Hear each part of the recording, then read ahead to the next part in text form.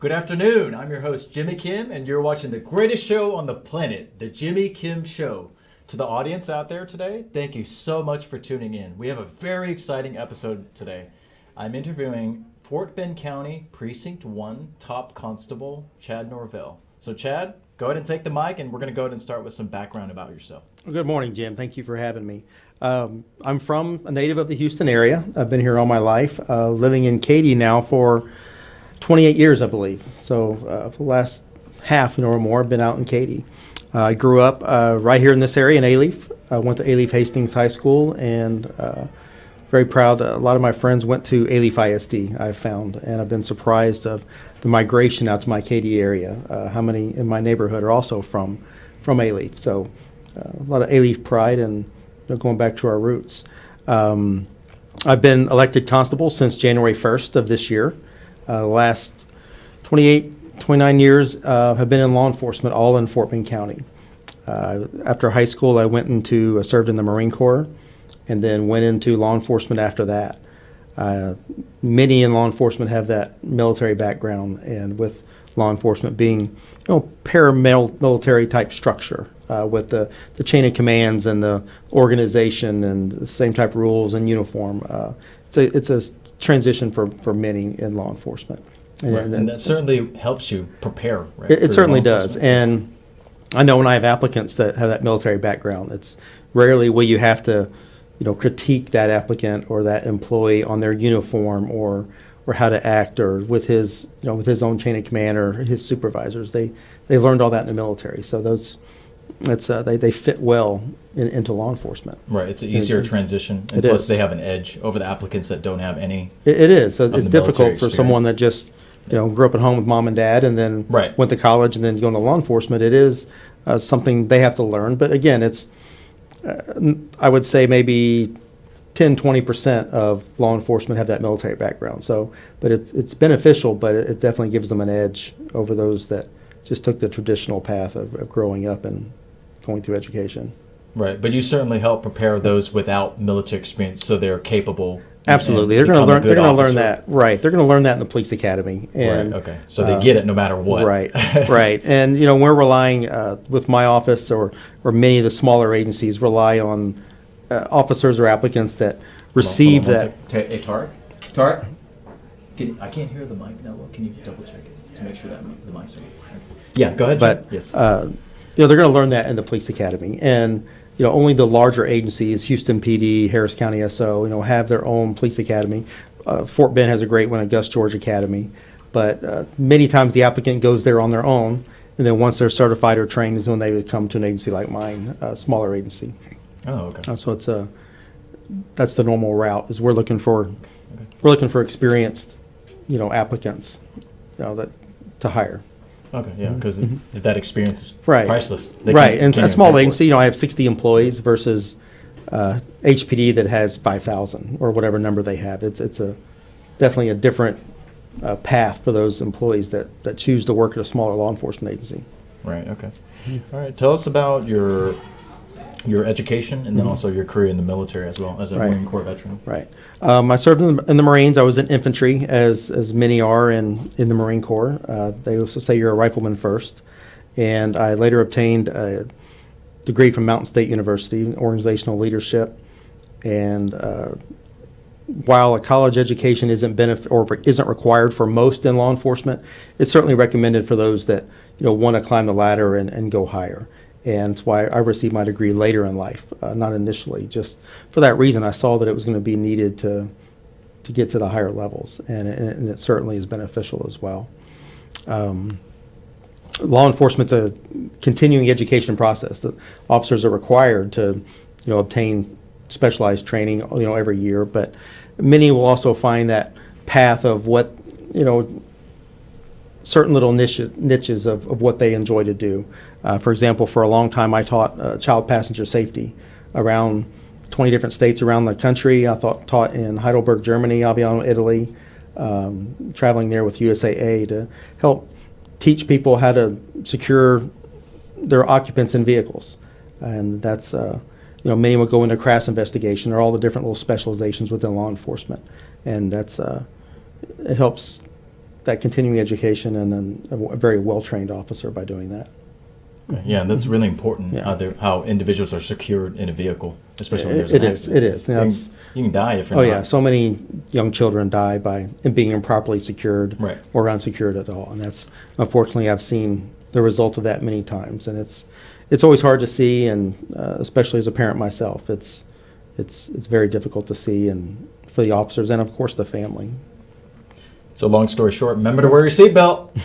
Right. Life or death. Right. It Yeah, does no make joke. a difference. Right. Absolutely. Right. So you have 2 kids? Two boys. Boys or right. girls? Oh, boys. Yeah. boys. 19 and 24.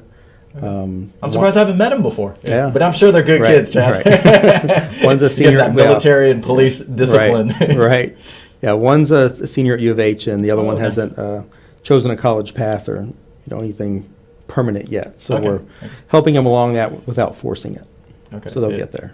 Do you think that they'll pursue a career in the military or law enforcement? I don't believe so. Okay. It's They wanna do it's not for something everybody, different? and Absolutely not. Yeah. I always enjoyed helping people. I enjoy not being in an office, so I think that's why law enforcement's worked well for me, and for most. It's someone that wants that.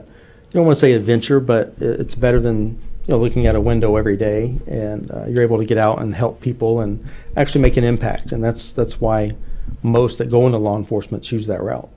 Right. Okay. Yeah, it definitely hard to impose that on anybody. Right, you Against wouldn't their want to will. force it. Right, Yeah. you got to have the personality and the desire to do something like this. Right. Same thing with the military. Right, right.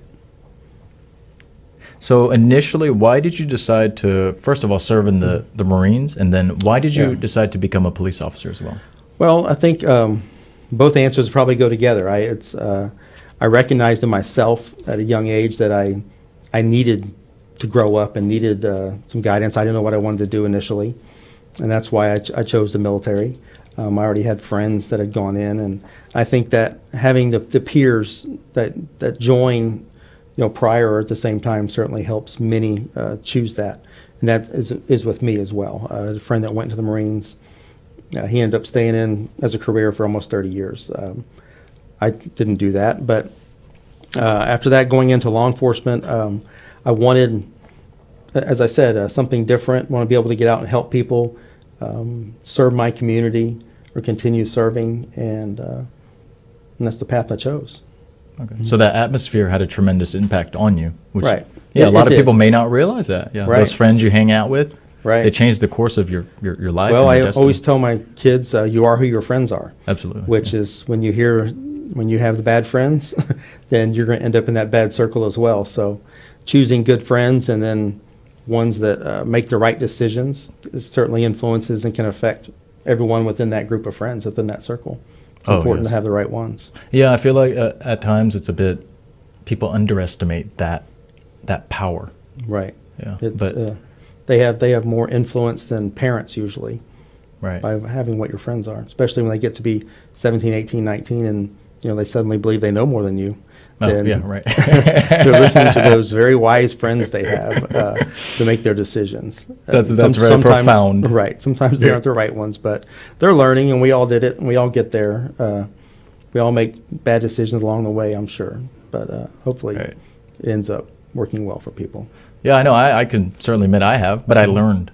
Right. Like I refrain from, or I try my best to make the same mistake over and over Right. again. So yeah, like even on the show, if I make a mistake, I watch it.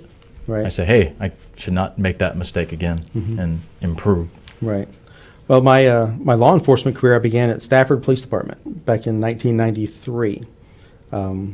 Many moons ago, Stafford was a very small community. And again, as we were just talking about friends, a very close friend and my next door neighbor at the time, William Ferguson, that you may know. Oh yeah, I know William. Yeah. Right. So you are childhood friends. Right. He was my next door neighbor growing up. So Very nice. He was already at Stafford and, of course, influenced me to go there. Oh, he was a police officer? He was. I was not Right. aware of that. For I know he was a city council 16 member. years, right, at Stafford. Oh, okay. William stayed at Stafford all that time for 16 years. And we ended up working on the same shift for the time I was there. I left there and went to Sugar Land Police after being at Stafford. It was a good department, good people, good community, but it was very small. At the time back then, there was sometimes be only 2, maybe 3 of us, working a given shift. So I was hoping for more opportunity, more growth, and I went to Sugar Land Police. which is a very good department, probably one of the better ones in Fort Bend County, if not the best. You receive a lot of training. They obviously have a lot of good funding there for the police department, and they spend Yes. it on them. So it's a very professional organization, always has been. Lots of good people there at Sugar Land. After I left there to join Troy Nels when he was elected constable, and I served as his chief deputy for 8 years before going with him to the sheriff's office when he became sheriff. So we did 2 terms there, and then we did 2 terms at the sheriff's office as I was a major over patrol and enforcement investigations, and left there as chief deputy, and then before getting elected last year, taking the office this year on January 1st. Yes, congratulations to you. Right. By the way, appreciate I didn't that. have a chance to tell you that. Right. So my area now, Precinct 1, the recent redistricting, we were renumbered, rebranded, if you will. Used to be Precinct 3 for the Katy area, but my area is now Katy, Fulshear, Simonton, Orchard, kind of from the northern tip of Fort Bend with Katy all the way down to the border with East Bernard, on that far southwest side. It's a great area, very lots of great communities and communities that I've lived in for a long time. Both my kids went all the way through Katy ISD.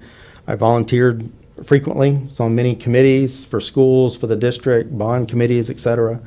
So I was able to get to know a lot of people in the community and support the district and support the schools, and now serve that same community in a different capacity. Yeah, I think that's fantastic. The fact that you've been there, you've Right. lived there, so you understand the community Right. and where you're serving. And you know a lot of the constituents It is, too. and it's Yeah. important. And for example, I can sit here and name, a dozen principals of different schools, Right. from either working through the sheriff's office or through my kids, and Right. where principals may have started in elementary school, then became principal of a high school, for example. And so the principals move around, and it's important to know those principals and the teachers that are serving our community, because they know the kids. And Right. sometimes if you're looking for a certain kid, or there's kids that take that wrong path, and teachers and principals, the school district police, they all are a great connection to have, and unfortunately we all work great together. Yeah, I think that definitely makes the community better It as a does. whole when all those different institutions, when they Right. have that relationship. Even Right. actually, it's a personal relationship. Right, it is. Yeah, because sometimes out in the bigger cities, I don't see that happening as often. I know they're Well- trying to improve, for example, like in Harris County, because it's such a mega. It's just so big, it's difficult. It's enormous, yeah. Right, it's so difficult. I can't imagine for Sheriff Gonzalez, how he would, Right. to expect that for him to know a principal in Channelview, and then in Katy, where, Harris County Right. stretches to. That's It does. just, it's an hour and a half drive on the best day. So Yeah. it's serving With a little much- traffic. Right, he's serving, they're serving a very large community. So I very much enjoy serving the smaller communities where I get to know the people, get to know the communities, the homeowner associations, the schools, and then the smaller departments, like the school district police. And we're fortunate to have good ones in Fort Bend with, Fort Bend ISD or Lamar ISD and Katy ISD, police departments there. We all work very well together. Together in sync. Right. Yeah, that's definitely, like I said, that's one of the things I like most about Fort Bend County. It has that Right. small town feel where everybody knows each other. It does. Yeah. It does feel like that. And you can walk in most places or many places and see people and that I would imagine that would be hard in serving a very large city. Yeah, you walk into the coffee store, you get free coffee because they know who you are. They know who Constable Chad Right. Norvell is. Those that know me know every Friday I'm at Snappy's in Katy, and you walk in and I'll know a dozen people in there, but Nice. I go there every Friday with a group of friends and have breakfast, and Right. it's a great little community spot, for example, that you walk in and know people. You mentioned a little bit about law enforcement and then the different branches that you're Right. coordinating with. Right. Can you briefly describe what the hierarchical structure is for law enforcement? Right. Because I feel like a lot of people don't understand that. I would Obviously, there's city level, Right. the county level. You have the constable, and then the sheriff's office. Then Right. you have the Texas DPS at the state level, Right. and then there's federal law enforcement. And- You're well versed on all that. So if you can just tell the audience in a nutshell those differences and the levels. And that's a great question, because I would say many are wondering, why is there so many law enforcement agencies driving down the road? You may see Houston Police Department or the Sheriff's Office or the School District Police, Metro Police. All these are different marked unit agencies that you would see around your community. And it's important to know that they all have equal jurisdiction. Some think if they see a school district cop that you can't write them a ticket, for example. So, a city, when you hear the word police, that is generally with a city. Municipal city departments have police departments. Yes. Unincorporated, the sheriff serves the unincorporated area. Now, while the jurisdiction is over the whole county, their primary service area is outside the cities because cities have their own police department. So they're overlapping and doing the same role, but the sheriff primarily serves the unincorporated area, and cities are city police. The constable's office, our primary duties, with the sheriff's primary duty being criminal law enforcement, the constable's primary duty is the civil side of the law. We have the same authority and jurisdiction, and we serve the courts. My office provides a bailiff to the JP courts in the precinct.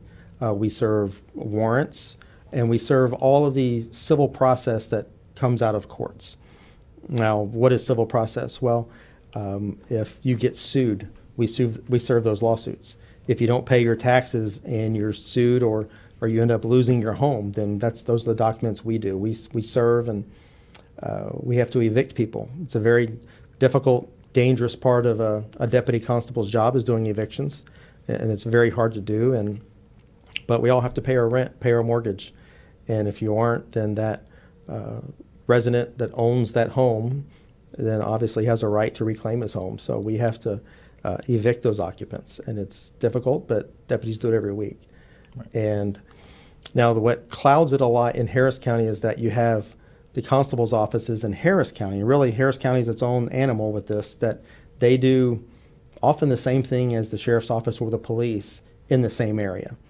That kind of evolved in Harris County back in the 80s, where the commissioner's court provided more funding to those constable's offices to do more than what they were doing.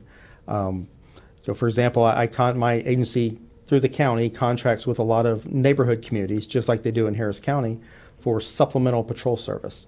Well, supplemental meaning in addition to the primary agency for the area. Here in Fort Bend County is the sheriff's office. So Cinco Ranch or Firethorn or these other big neighborhoods that decide they want to have their own deputy in the neighborhood contract with the county for that service, and they pay for 95% of that cost. So while the deputy's serving just a given area like Cinco Ranch, he doesn't patrol all over Fort Bend County, he just serves that neighborhood.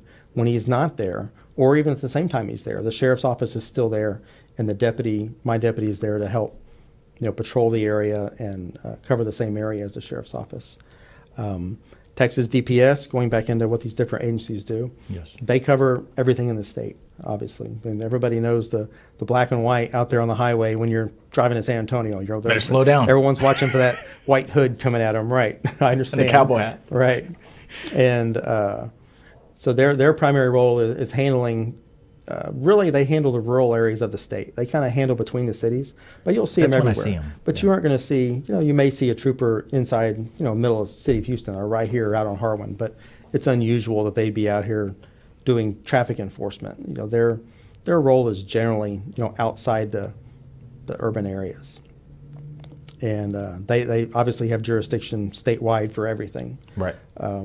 City police generally have jurisdiction for everything within their city, and then only as Texas peace officers for our state license, we have authority for only certain crimes outside of our primary jurisdiction. So while my primary jurisdiction, for example, is Fort Bend County, so my deputies can write tickets in Fort Bend County and do everything that a city police would do inside their city. Once a Fort Bend deputy, for example, is driving in Harris County, well, he can't enforce speeding and trivial traffic type stuff outside of Fort Bend County. It would have to be something like a aggravated robbery or an assault or breach of peace in some way when he's outside of Fort Bend County. He still has jurisdiction throughout the state for that, but not for the minor offenses and the traffic and things like that. School district police, their primary jurisdiction is their school district.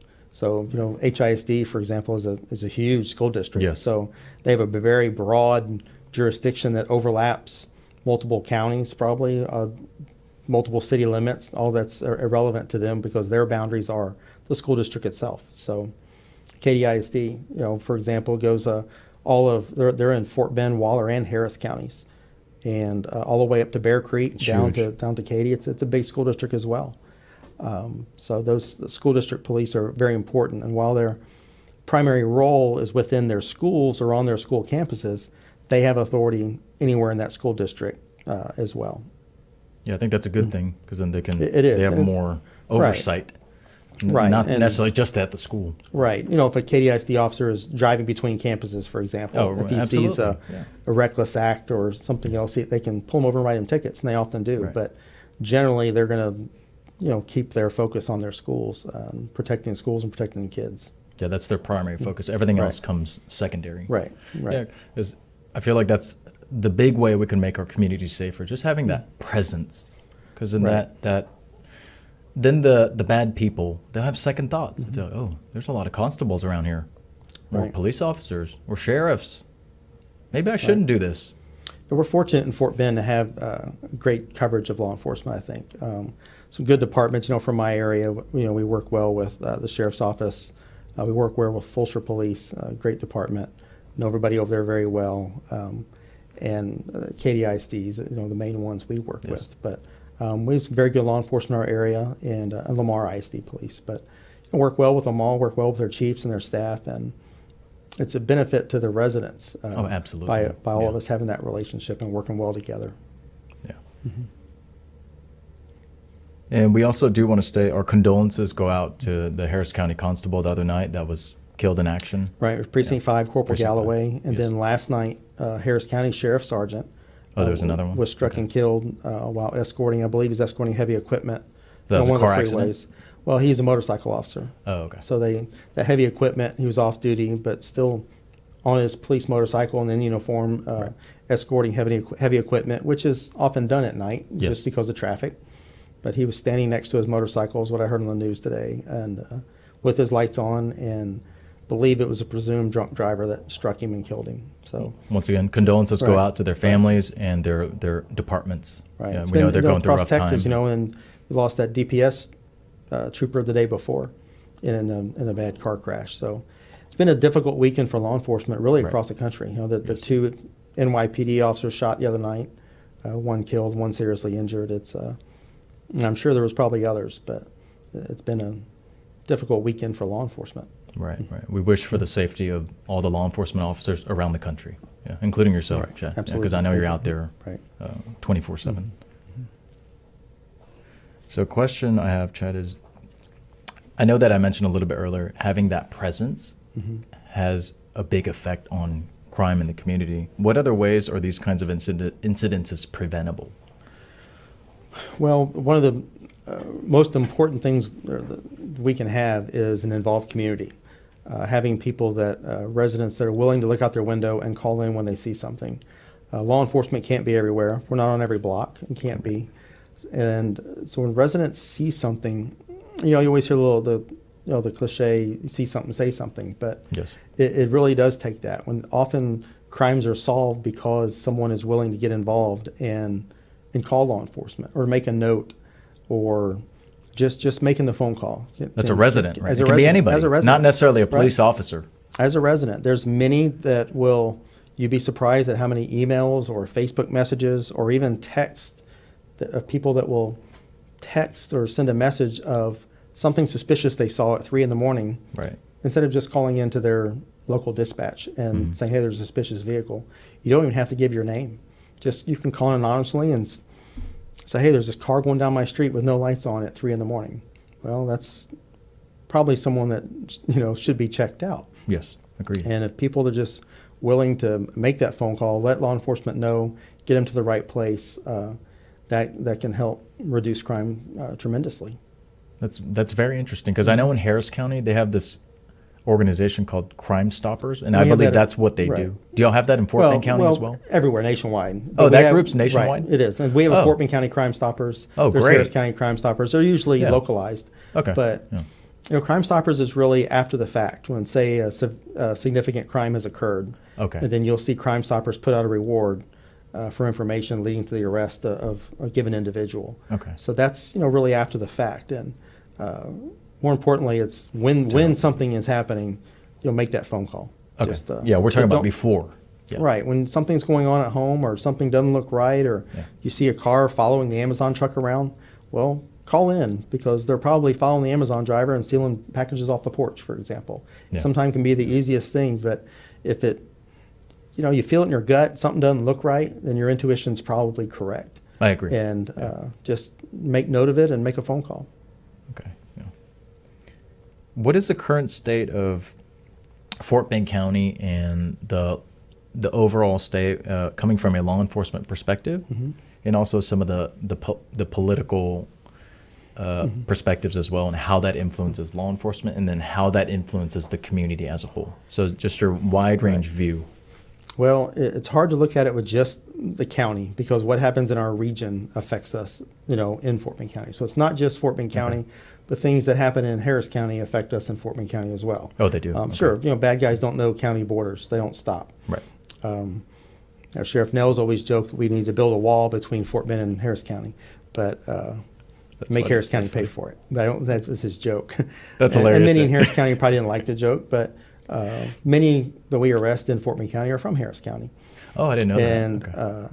Okay. I think many are aware of the situation with felons being given very low bond or PR bonds, personal cognizance bond, letting out. And many of these criminals are repeat offenders. Right. And we have to get serious about keeping people locked up. And people have to know that they can make that decision at the ballot box.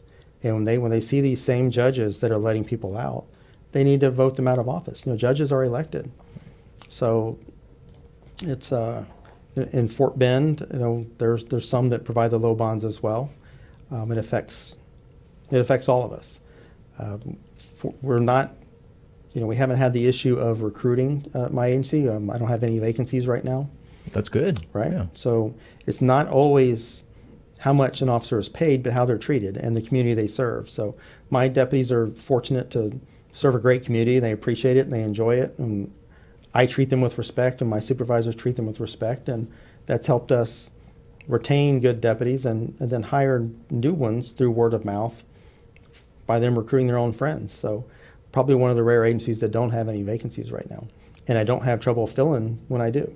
We have applicants. We have a stack of applications for when we do have a vacancy. How many officers, or what's All your right. I have- department, I your have 60 team? How many? About 60 employees. Okay. Right. 60 So you're employees. leading 60 employees. Right. Okay. Right. And serving just that area, the new Precinct 1. Talking about the politics, redistricting it's a political process. Yes. So people were upset in Harris County, people were upset in Fort Bend because the party in power voted to make it a given way. Well, Yes. the Republican Party in power at the state level did the same thing to benefit Republicans. And redistricting is a political process, and things are done that we all don't agree with. The downside to it in Fort Bend is that it's cost about $1 million because the way the precincts were turned to cause the rebranding of many agencies, meaning for me, changing from Precinct 3 to Precinct 1, that means new badges, new patches, new uniforms, vehicle branding, letterhead, business cards. I mean, the smallest detail of That's a lot. of Yeah. Stamps for the clerical staff in the office. I mean, everything. Yeah. Yeah. So it adds up, and it has added up significantly by the changes that were made. And I'm sure it's happened the same way in Harris County. Yeah, well, it's important, but that money could have been spent on equipment. Right. Or It training. could have been done a different way to where that rebranding didn't occur. Right. By forcing Commissioner Myers, for example, down to an area that those people didn't vote for him, or Commissioner Morales wasn't elected by people of Katy, but now he serves Katy because of the way the redistricting process was done. So it affected thousands and thousands in Fort Bend, and the same way in Harris County. But it's again, I'm not mad because I understand it's a political process. I accept it. It is what it is. It's something that we're required to do every 10 years to balance the population in those given precincts. My precinct, for example, is the high growth area of Fort Bend County. So when over the last 10 years, we've all seen, if you've driven out towards Katy, you know how much it's grown. Oh, absolutely. And it's crazy how It's much night it's and grown. day. Right, it is, over 10 years. Right. So we had probably 375,000 people just in one precinct when there was only 800,000 in the county. So almost 50% or close to it were just in one precinct. So they do have to balance it and move people around to balance out the precincts. Right. And that's another reason for people to get out and vote. 'Cause Right. all that kind of trickles up to affecting all this redistricting, criminals Right. being let out. And so you Right. said the same thing is similarly happening in Fort Bay County as is happening in Harris County. Is that correct? Right. With the release of criminals on low bond? Well, probably not as prolific. And Okay, certainly so it's hasn't- not as prolific. Certainly hasn't received the attention it's getting in Harris County, but Right. it's a problem. And Okay. Harris County voters need to take note of it and to make the decision if they want more crime Right. or if they want a safer community, and make that decision with their vote. Right. And they made mistakes in the last couple of elections in Harris County, and that's what's contributing to this significant crime increase out here in Harris County and the Houston area. Yes, and what you're saying is the way to make a difference is to get out and vote. Right. Yeah, We to elect the shouldn't- right people into Everyone office. being arrested for a crime is, or not everyone, but I would say a significant percentage, I don't want to be misquoted, but a significant percentage Right. are ones that are out on bond for another crime they've already committed. Interesting. And they're out for a significant crime. When you have people bonding out on capital murder charges and then committing another murder is That's terrible. It is, and Yeah. it's happened here in Harris County. So As well as Fort Bend County. right, and that Yeah. specific one I'm referring to was in Harris County, but Okay. it's happening, and My goodness. Yeah. higher bonds need to be set by these judges. Pursued higher bonds need to be pursued by the DA's office to keep these people locked up, and especially when they've shown that pattern of committing crimes against people out here, that's affecting the safety of the community. And law enforcement can only do so much. If HPD and Harris County, everyone else is putting these criminals in jail, then judges need to keep them there. And so otherwise they're going to have more victims, and that's exactly what we have. Yes, I'm very happy that you're sharing this information with the audience, because not everybody in the audience is in law enforcement, so they don't see Right. this on the front lines like you do, Constable. Right. But when you get that out to the audience, then they're informed, and then they're like, hey, I just heard what Constable Chad Norvell said. Now I need to go vote to Well, have a if- direct impact on the community and the safety of the community and what's going on. Well, they need to pay attention to not just what we're saying here, but Right. just this morning while getting dressed, and I had the news on, and I saw Houston Police Chief Finner saying that exact same thing on this morning's news, that if you want to reduce crime in your city, then judges need to, we have to get intentional, was the phrase he used, about we're going to keep these criminals locked up. We want them off the street, and HPD or whoever else is taking them off the street and they're just being released, then you're not helping your local law enforcement by doing that. And that's where we need the voters to make better choices at the ballot box with these judges. Right. I'm happy that Chief Finner Right. said that. Yeah. He is. Because sometimes they tend to shy away from the political Right. discourse, which I understand. But he has as to. law I enforcement agree, officers. and it's not his. He's Yeah. not trying to be political. He's being Right. factual. That it's Right. it's a direct result of Yes. Who's sitting on that bench. Right, and I'm happy that you're able to state that as well, because Right. that does directly it influences your job, Right. your whole department's job, the whole community, Right. everything. The It's entire just- community. It's a More ripple importantly, effect. It is. Yeah. We all pay the price for that. Absolutely, yeah. And Absolutely. criminals if they commit any crime, there needs to be punishment for that, or some Absolutely. kind of recourse for doing those bad acts. Yeah. Right. Next, Chad, so we've talked a lot about local law enforcement. Mm-hmm. What are your thoughts about just law enforcement in the country as a whole, especially with this defund the police movement, which I think I think it's terrible, considering everything we've just talked about. And there's people that want to get rid of the police as a whole. I don't understand. Yeah. Well, So, Chad, if you can explain. Yeah, we're fortunate that's certainly not in Fort Bend County. Right. That hasn't happened. Right.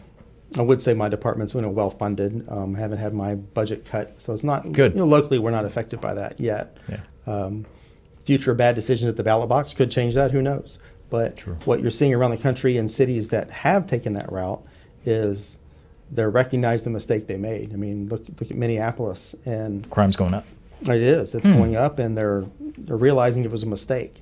I can't imagine who would want to be an officer in Minneapolis, given the last few years of what they've been through, and then now for that movement to defund their police or reduce the department. Now, defund the police is such a phrase that I'm almost hesitant to use it sometimes, but it's a reality. And I think Austin has taken that route, and they're seeing what happens when you do that. Law enforcement is a necessary part of our community, and most communities in America support their law enforcement. And I'm fortunate in Fort Bend. I would say all of our communities. I don't know of an area in Fort Bend County that I'd be afraid to go to, afraid that I wouldn't be supported, or when I attend HOA meetings or community meetings, we're always very well received. Good. Even chamber meetings. I Chamber quite often meetings, see you right. at the chamber. I attend the Chamber of Commerce meetings. I go Right. to homeowner associations. Right. Any other community meeting, I'm invited to. I attend, and we have a very supportive base here in Fort Bend County. Not every community can say that around the country, but Unfortunately, yeah. But those communities that are pushing away their police are the higher crime cities. They see the ramifications. It's proven, right? Yeah.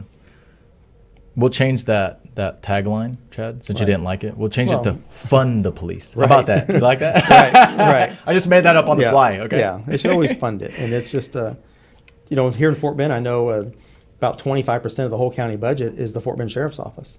Oh, really? In Fort Bend 25% County? of the whole Fort Oh, Bend yeah. County Hey, budget. that's great. And Yeah, it's better just- equipment, better training, Well, better and facilities. the jail's Yeah. expensive, and that's what the sheriff is tasked with. So it's Right. we're definitely investing here in Fort Bend, as we should. Yeah, once again, I'm really glad to hear that.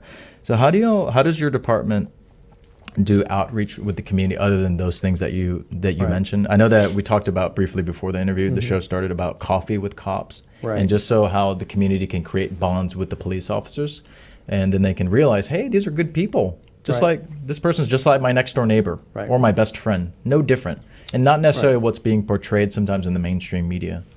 Well, residents want to get involved. They need to, they can organize events. I go to homeowner meetings and things along those lines, but there's some groups out in Jordan Ranch, for example, the west side of Fort Bend. They have a group of retirees that meet every Wednesday, and they invited me to come, just very informal. We sat around while they were eating their sandwiches they brought, and we all just sat around and talked.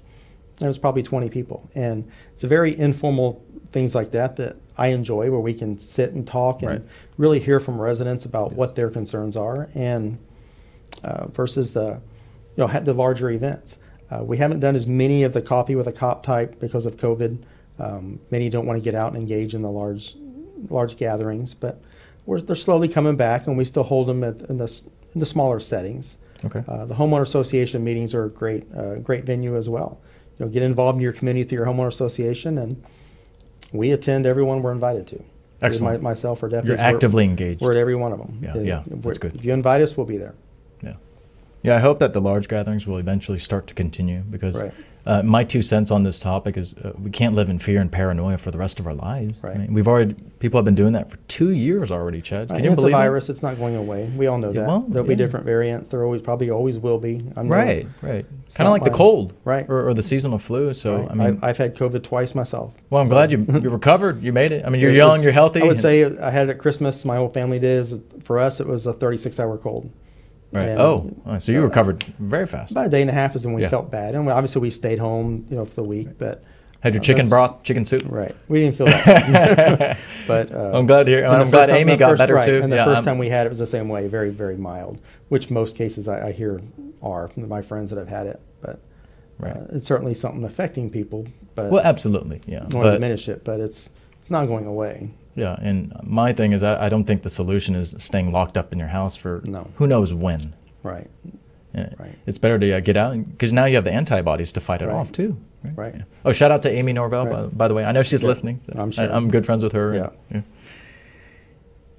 Next, Chad. So for your department, I know you said that you didn't have many vacancies available, but in Right. case there are opportunities there for anybody listening or watching the show that would be interested in a career in law enforcement, Right. what are the requirements to join? Well, Just we in look general. Right. For us, we look for someone that has patrol experience already. Oh, okay. It's Okay. it's so hard. prior law enforcement experience. Right. Okay. It's hard to. I want to hire someone that already has that, a year or two of law enforcement somewhere else. Okay. I can, poach their employee, so to speak, take Right. someone from them.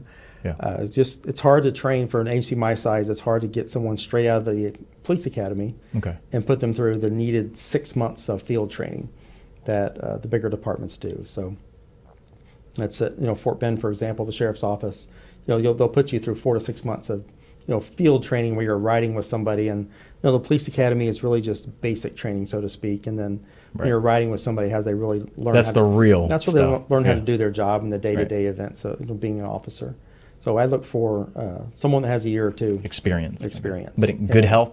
Absolutely, good aptitude. health, and I want that right individual that knows that I want them to engage with the community and get out of the car and don't ride around the neighborhood with your windows up and not wave at anybody. Get out and talk to people. And courtesy and professionalism are mandatory. There's no reason to talk down to people or treat people poorly. Yes. The sarcasm isn't needed. Just professionally do your job, and that's the kind of deputy we want. That should be the case in every field, right, Chad? It should be. It should be. But common some courtesy, officers, like in every field, right. You meet the ones that have developed attitudes or developed some negativity, no matter if they work at the Circle K or if they're working as law enforcement. You get the negative people sometimes, and that's not what we're looking for. It's a small, family-oriented type law enforcement agency, so we want the right person in there. And of good moral character. Yeah, that pretty much is all tied together. Absolutely. Yeah. Mm-hmm. Okay, well, so you've been in law enforcement for quite a bit. Mm-hmm. Do you have any other future plans, or do you plan on being in law enforcement for the long haul? Because it seems like you're very passionate about it. You love what you're doing. I do, and I think it might be a little too late to change. But well, you look really young, Chad. Right. Like, really? Yeah, I'm 52, but I'm sure I'll finish out in law enforcement for a few more years and keep serving the community. And this is what I enjoy, and I enjoy, especially now at this level, being able to really get out and engage and meet people and meet different groups within my area. It's a fun job. Yeah. I can see it. Like every word that comes out of your mouth, I can see the passion and the joy that you get in doing what you do. Yeah. And it's definitely an honorable career to pursue. Yeah. I've already told you, I think multiple times, thank you for your service in law enforcement and the military. Sure. One thing we talked about also before was how important it is actually in 2022 for law enforcement agencies as well as other types of institutions and groups to utilize social media to better their company or their branch. What are your thoughts and insights about that? Because I know that you had told me that you had a position where you were doing that for the Fort Bend County Sheriff's Office, correct? You were managing that or leading the team? Right, both. While at Fort Bend Sheriff's Office, I oversaw. We had two great public information officers that. Their job is to interact with the media, respond to media questions, but also, help manage our social media presence. And it's very important, and it's amazing to me how many law enforcement agencies, even today, still don't have a Facebook page, don't have anything. And, law enforcement used to look very negatively at the media, and some, I think, with an older attitude, still do. It can be helpful for us to utilize the media to benefit us. So if those heads of agencies aren't engaging with the media or telling them what's going on and keeping them informed, then they may be spreading the wrong message out there. Right. Or how many times do you see in neighborhoods where the wrong message is spreading around a neighborhood saying a robbery occurred and turns out it was a bicycle theft. I mean, it could be anything, how things get exaggerated. So law enforcement agencies have to have a strong presence on social media just to help manage that message. The conversations are going on with or without you, so you might as well be part of it to ensure it's the right message going out. I know I learned many years ago that if you don't tell the media what to say, then they're going to say what they want to say. Yeah. And it's better, it helps them and helps me to ensure the correct message is out there, the correct information is out there. And what I always told my PIOs at Fort Bend Sheriff's Office that, if we know it, they know it. So there was no reason to keep secrets and not put something on social media. We did frequently, but we became a place where people would say they heard of something going on or heard something happened, but they didn't see it on the Fort Bend Sheriff's Office Facebook, so they knew it really didn't because we didn't put something about it. Oh, wow. Yeah. And there was many that told us that, especially times during Harvey where we're constant, putting out information that people needed to see. Right. And it's very important to do that, to keep the community involved. People want to know what's going on in their neighborhood. Oh, absolutely. And they want to know what's going on around their neighborhood. And It's better for me and better for them when they do know. I don't want to have a naive resident that believes no crime occurs, so they let their guard down or they're not paying attention to what's going on. I want to have an alert resident that is looking for something, not paranoid, but just being aware. Being careful. Being aware. Yeah. And to where if they do see that suspicious vehicle, they're going to say, well, that doesn't look right. I maybe should call in because I heard there's been a bunch of thefts or whatever the situation is. So that's when residents are informed, then they're a better populace and they're going to be more inclined to help us. Yes, agreed. So any departments or any other types of institutions that still aren't using the social media, please do it.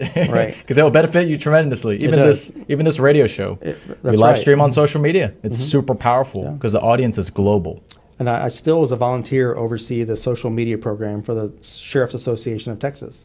Oh, you do that? I do. Oh, and they fantastic. Yeah. It's a organization of all sheriffs in Texas. And oh, nice. I've spoken at their conference a couple times to where when we have all these sheriffs coming in from around the state, and they got some old heads in there, we say that, you're part of the young crew, right, Chad? Right. But, Texas is a big state. There's many counties out there, and these sheriffs tell me they don't even have paved roads. Small town sheriffs. Right, and it's very small, but they can still take some steps to get involved and, be more engaged in their community. And I tell them, look, you're elected.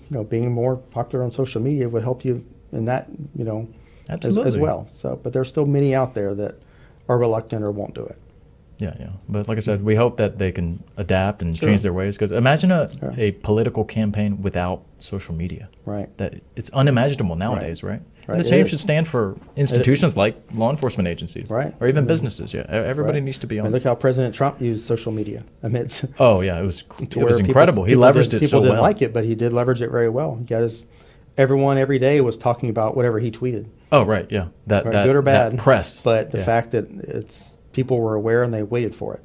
Yeah, it was 24/7. Right. Yeah. So once again, he leveraged social media pretty much the best way you could possibly do it, and he became the president. Mm-hmm. Over your long decades of law enforcement, what are some of the maybe one or two best moments that you had? Because you've had such an incredible long career in that field.